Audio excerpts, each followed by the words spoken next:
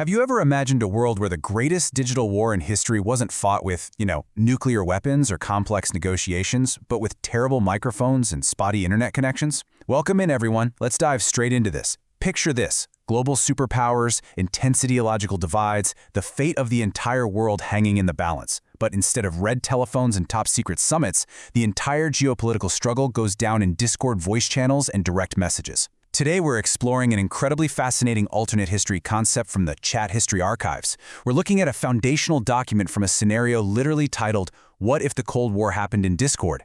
It's a wild premise, kind of mashing up mid-century existential dread with modern digital communication. But the actual historical record of this digital battlefield? Well, it's not exactly what you might expect. Let's start with this direct quote straight from the archives. "Oh, I don't know what you're talking about." Just take a second to process that. We're gearing up for this epic tale of Cold War espionage and complex scheming, and the very first coherent sentence we find is just a profound expression of total ignorance. Like, is this the ultimate evasion tactic by a master digital spy? Or is it just genuine confusion between rival server admins? Or honestly, is this just all of us when we accidentally join a voice call and have absolutely no idea what's going on? Keep this quote in mind, because it perfectly captures the absolute fog of this digital war. Okay, let's get into the actual Discord Cold War and the epic tension it promises. Because right away, we hit this hilarious, glaring contrast. On one hand, you have this massive historical scope, a Cold War in Discord. That implies grand strategy, espionage, master plans. But on the other hand, the reality of the transcript is just incredibly messy and disjointed. "Oh, I don't know what you're talking about." This weird contradiction is a great reminder that digital history isn't laid out like a neat chessboard. It's way more like a chaotic chat room where everyone's talking over each other and shouting, "Wait, can you hear me?" So what does the literal transcript actually look like? Well, if you are expecting the eloquence of historic political speeches, you might want to lower your expectations. Like, a lot. Brace yourselves, because we are now unveiling the top-secret, highly classified transcript of this war. It is exactly 20 words long. Ready? Foreign, I don't know what you're talking about. Hey, okay, Qualcomm, okay, yay, right, you. Yeah, that's the entire record. It literally reads like someone put their phone in their pocket and the speech-to-text app accidentally turned on while they were riding the bus. But hey, we can't just ignore the data. We have to treat this grammatical car crash with absolute seriousness, because buried inside this rambling mess are the actual details of this epic digital battle.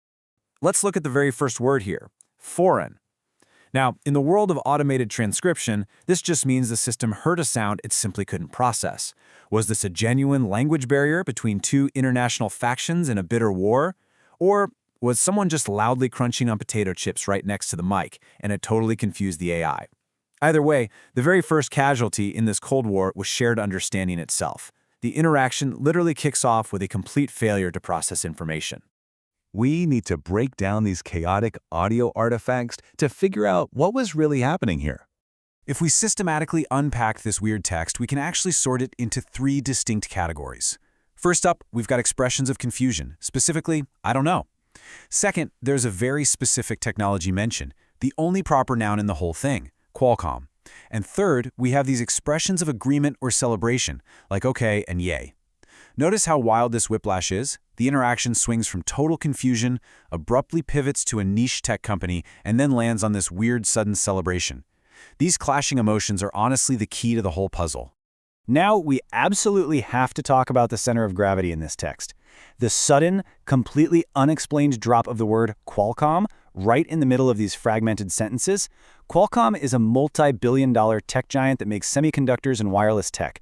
Why on earth is it showing up here? Is it a secret code word to launch a cyber attack? Are they arguing over the server infrastructure hosting the war? The sheer lack of context around this proper noun just makes the mystery so comically deep. It is literally the only anchor to reality in a sea of absolute nonsense. And this brilliantly illustrates the wild, unexplained, emotional roller coaster recorded in just a few garbled seconds. On one side, you have the defensive desperation of, "I don't know." And then, in a flash, we bypass the tech giant and arrive at this totally childish celebration, "Yay!" This bizarre shift from epic tension to simple joy happens in the span of, 10 words? Did mentioning a tech conglomerate somehow resolve a global dispute? Was a digital peace treaty signed in a fraction of a second? The emotional whiplash is just amazing. Ultimately, all of this points to one thing: a massive breakdown in communication. Which brings us to the very end of this historical record with these two abrupt final words. Right you. I mean, it's not even a complete thought, it leaves the entire interaction just hanging there, completely unresolved. Is it the start of a serious accusation? The confirmation of a secret pact? Or did the connection just straight up die, bringing the greatest Discord Cold War to the most anticlimactic end imaginable? This sudden cutoff perfectly represents how disjointed and confusing historical data can be in the digital age. So what does this all mean? What actually caused this total communication breakdown in the chat history archive? Was it a highly successful counterintelligence op that scrambled the audio and killed the call? Or did someone just buy a cheap mic online that suddenly gave out? It really makes you wonder, right? Will the digital wars of the future end with a simple yay and a sudden dropped connection? In the digital world, maybe clear communication is just downright impossible when the stakes are high and the Wi-Fi is terrible. Think about that for a bit.